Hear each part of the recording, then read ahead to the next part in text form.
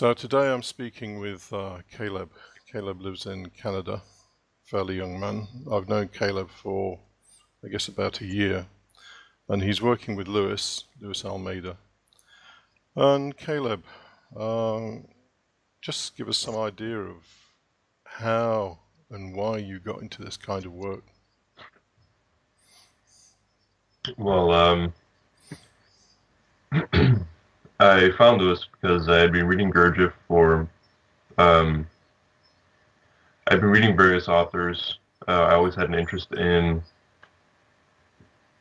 that sort of genre of mysticism, knowledge that I felt wasn't available in what people usually come across. I felt that there was something else that I could happen upon, and I stuck with reading Gurdjieff for quite some time, and I read him for a few years before I ever contacted Lewis. I had lots of ideas of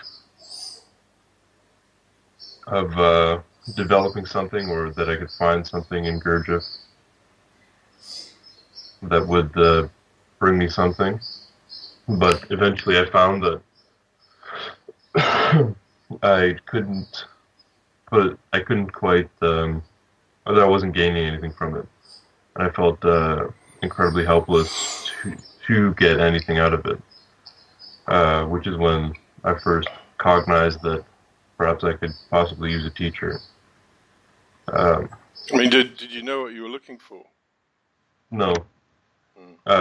Well, yes and no. Of course, I had lots of words to describe what I wanted, but that doesn't.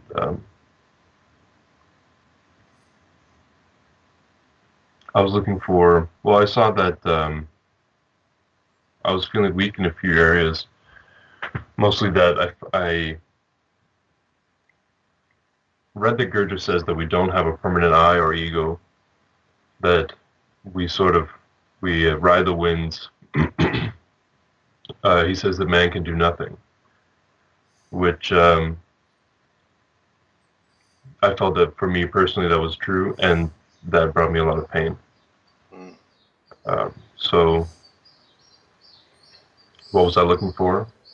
When I was using those terminology, I was looking for a permanent I, to be a master of oneself. I mean, you shot off down to, was it Chile you went to for, or was it Chile? No, Peru. Oh, Peru. Yeah, to sample some other ways of realizing things. Yes. I don't know if you want to talk about that. Do you want to talk? Sure, I don't mind at all. That was at the same time that I contacted Lewis. Was when I was in a state of desperately seeking something, and this was I had read about it in all kinds of places, and to me it seemed that I didn't know if there was anything in it, but when you're looking for something, you'll try anything. So yeah, of course I went down, and so we take this potion. It's their traditional psychedelic spiritual medicine. Yeah. And so it goes differently for everyone. For me, we had 4 ceremonies, and the first one was absolutely horrendous, and I experienced quite fully the emptiness that, well, who talks about it? Lewis talks about emptiness. Gurdjieff does as well. And Spinoza doesn't really directly, but it's in there. Yeah. And then after that, it gave me some hallucinations and affected my imagination. And, well, that was probably actually more just so the buffering mechanism went into overdrive to try to counteract that. And with psychedelics, it was like the hallucinations and things that you see are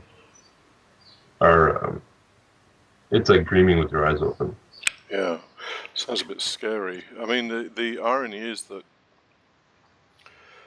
that is, I guess, one extreme of where a person might go to try and realize some other kind of reality or to try and understand something.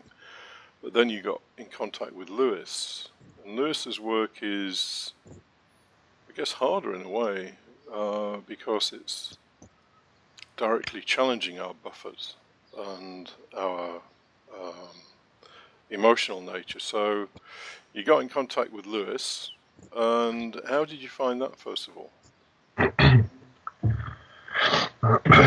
Well, I had been reading Gurdjieff, and I had been reading the parts of Gurdjieff that Lewis doesn't really get into. Yeah. And now I know it's for good reason. But um, yeah, I was reading the old book Tales and the Numbers and um, Meetings with Remarkable Men, where these are fantastic stories that I think a lot of people who may have had contact with Gurdjieff didn't really see what he was doing. So there's a whole wash of mystical, uh, I call it nonsense. Yeah, it is nonsense. It's a good word. But me having no idea what I was in store for or what a teacher is like, I had never met anyone else who had ever heard of Gurdjieff. And me being in the state I was absolutely petrified to get in contact with Lewis because I had known. Well, I had searched on YouTube and on, even on Craigslist, anywhere for someone claiming to have any knowledge. But it's really easy to tell who doesn't have anything. Like there's no shortage of people on YouTube talking about Gurdjieff that haven't a clue. But I was afraid to contact Lewis because I knew that if he did have something, then and being one on one with him also, yeah, it can be challenging because there's nowhere to hide. Yeah. So I mean, for me personally, the thing that attracted me to Lewis more than anything was that he wasn't full of bullshit. To put it bluntly, he just went straight in there, asking me about how I felt, which wasn't something I'd done very often. I mean, presumably you found all that a bit challenging initially. It was for me impossible in the beginning. Yeah. So how did you cope with it? How did I cope with it?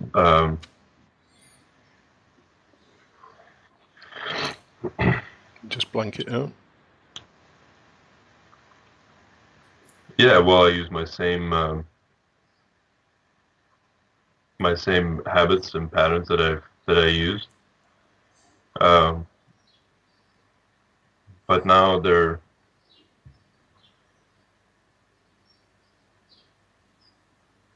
well. I think that really I just had this idea that I didn't want to quit.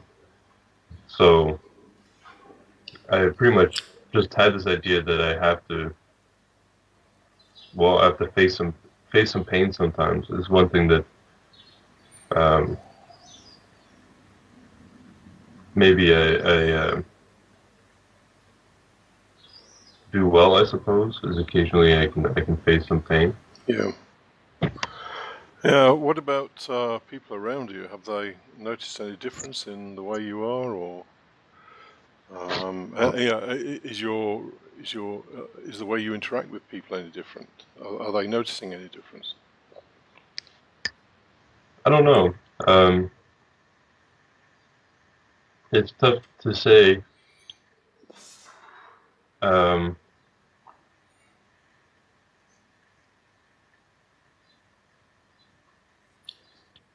Probably not then, I guess. I don't think so. I don't know. But how do you feel inside? Do you feel any different inside? Yes, um, much. more present, much less bound by fear. Um, that was a big one for me is in social interactions. Just like just like a child gets left alone in public without their parents and they're afraid of strangers. Yeah. I was basically like that, just with people. Um, but I think this is probably why people didn't notice the difference is because the way that or my personality, as Gurdjieff would call it, um, hid that very well. Yeah. So, how do I feel now?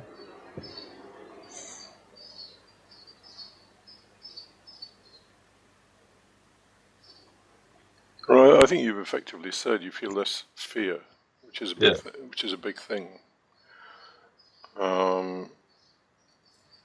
I mean, in terms of where this work could go. Well, actually, before I get there, let me ask you about Spinoza, because it was a surprise to me to find that a 17th century, well, 18th century, wasn't he? Was he what year was Spinoza? Was it 1600s? I can't remember. I have no idea. Anyway, 17th century, let's say 17th century After philosopher. the Yeah, it was a surprise that a 17th century philosopher might have such a deep understanding into the nature of men. And Spinoza is very, very difficult to understand. I mean, how have you coped with that? Do you struggle with it, or do you enjoy it? How do you get on with Spinoza? Well, it is certainly, and this is a problem as well when reading Spinoza, is that you could absolutely miss the idea, his ideas by reading it. The format that he writes in the Ethics lends itself to an intellectual or abstract understanding of it. Yeah. Which the difficulty is how to, but also it has its virtues in that to get the idea you have to apply, or I find the process of applying my mind to understand those ideas